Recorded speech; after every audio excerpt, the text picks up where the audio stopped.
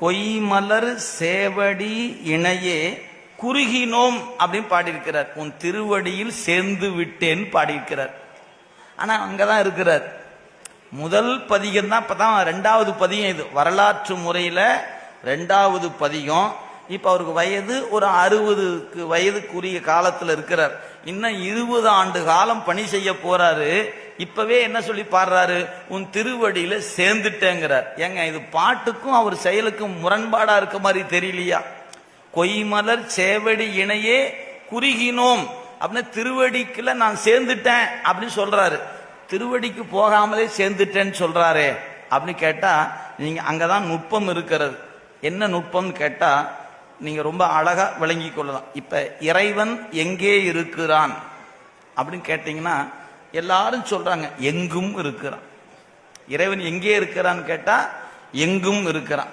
எங்கும் இருக்கிற இறைவன் என்னிடத்தில் இருப்பானா இல்லையா? இருக்கான்.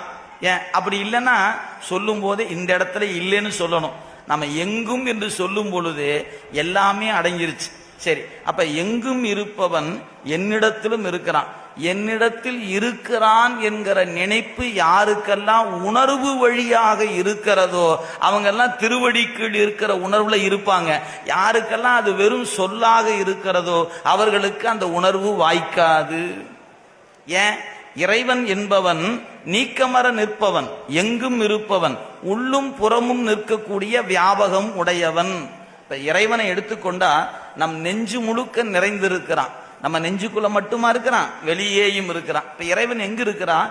வெளியேயும் இருக்கிறான், உள்ளேயும் இருக்கிறான். உள்ளும் புறமும் நிறைந்திருக்கிற அந்த இறைவனிடத்துல அவனை விட்டு நாம் எங்கும் நீங்கி நிற்பது இல்லை.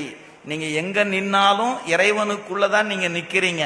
அந்த உணர்வை எவன் பெறுகிறானோ அவன் திருவடி கீழ் இருக்கிறேன் என்ற உணர்வுல நின்றுடுவான். அதனால திருநாவுக்கரசு சொன்னாரு, நான் எப்போதும் அவன் வியாபகத்துக்குள் இருப்பதனால் திருவடி சேர்ந்துட்டேன்னு பண்ணார்.